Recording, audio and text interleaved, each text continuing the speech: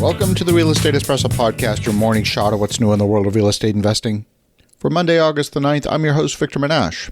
On today's show, we're talking about what happens when you push instead of pull.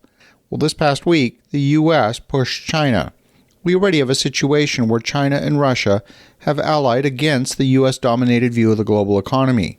We often worry about companies like Amazon having too much information about our collective and individual behavior by virtue of knowing what we buy, when we buy, how often, and at what price. Imagine for a moment that instead of Amazon having that information, it's the Chinese Communist Party. Does that sound far-fetched?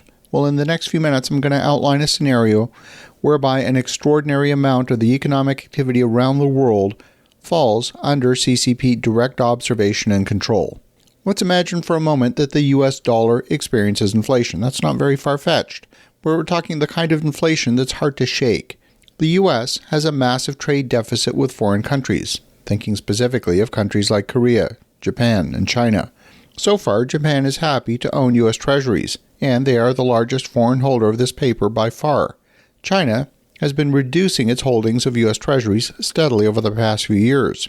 Eventually, we may reach a point where China says, "We don't want your monopoly money any longer. It's being devalued too quickly, and we don't accept to be paid in dollars that are worthless." For now, the world's commodities are priced in US dollars, and anyone who wants to buy those commodities has to figure out how to get their hands on US dollars. But if you're on the US government's bad actor list and you're not allowed to play in that international community and use US dollars, well, you're out of luck. You've got to seek some other currency in which to transact. We've also seen that many internationally traded finished products are also traded in US dollars.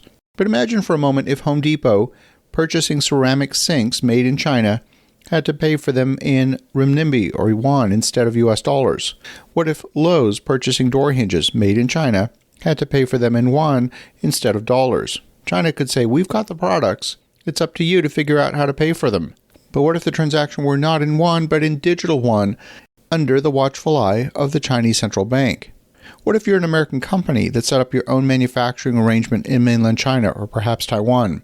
Maybe your company is Cisco, and you're having Linksys-branded routers manufactured by a company named Cameo, a company that you probably never heard of before, but they perform contract manufacturing.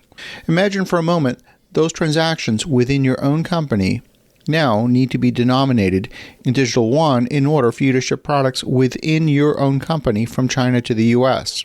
If this is sounding far-fetched, understand all it would take is a single directive from the Chinese Communist Party to instruct Chinese companies only to do business in yuan. Now, it's not likely to happen all in one day. This is probably going to take a series of decisions that progressively affect larger and larger sectors of commerce over a period of time. Understand that digital currency gives the issuer of that currency an extraordinary amount of power. They have the power that comes with the information gathered over tens of billions of transactions. By following the flow of money, they can collect information about specific markets in a way that no one else can. But since Chinese companies also have a component of government ownership, there's nothing stopping the Chinese government from using that information for the benefit of those Chinese companies to enhance their competitive standing in the global economy. Let's imagine for a moment that China convinces less than a dozen countries to trade with them in yuan instead of US dollars. They already have that arrangement with Russia and with Saudi Arabia.